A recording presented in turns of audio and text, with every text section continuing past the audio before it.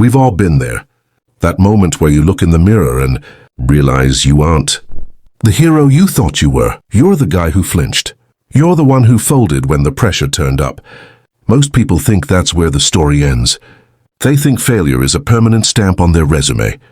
But 2,000 years ago, there was a man who proved that your greatest collapse is actually the foundation for your greatest mission. His name was Simon, but the world remembers him as Peter. And today, we're going to look at the 3 moments that took him from a broken fisherman to a legend. If you feel like you've messed up too many times to recover, this one is for you. Let's set the scene. Peter is a professional. He's a blue-collar guy. Calloused hands, probably smells like salt and sweat.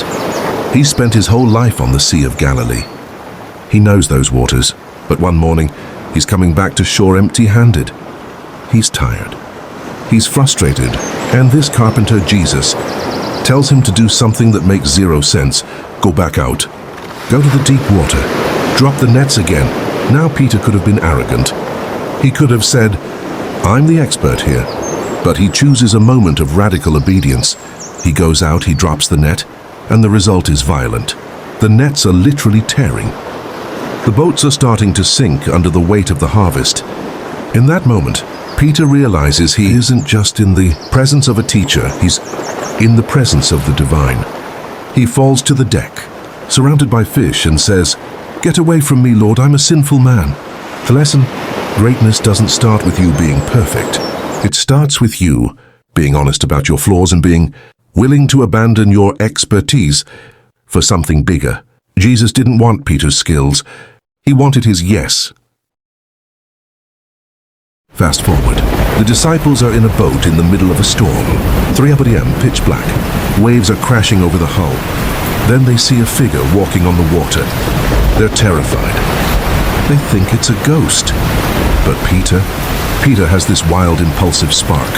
He shouts, Lord, if it's you, tell me to come to you on the water. Jesus says one word, come. And here is the moment. Peter climbs over the edge. He leaves the only safety he has, and for a few seconds he does the impossible. He's standing on the surface of the deep. But then he looks at the wind. He looks at the waves. He shifts his focus from the goal to the problem. And the second he does, he sinks. He's screaming, Lord, save me. And Jesus immediately catches him. He doesn't let him drown. He just asks, why did you doubt? The insight. Most people make fun of Peter for sinking. But don't miss this. 11 other guys stayed in the boat. Peter was the only one who knew what the water felt like under his feet. Even his failure was a higher level than everyone else's safety. Now we hit the dark night of the soul. Peter had promised Jesus, even if everyone else leaves you, I will die for you. He meant it. He even drew a sword in the garden to fight off an entire mob. He was ready for a war, but he wasn't ready for a whisper. Later that night, as Jesus is being interrogated, Peter is hiding in a courtyard by a fire. A servant girl looks at him. You're one of them. Peter freezes. I don't know what you're talking about. 2 more times he's confronted.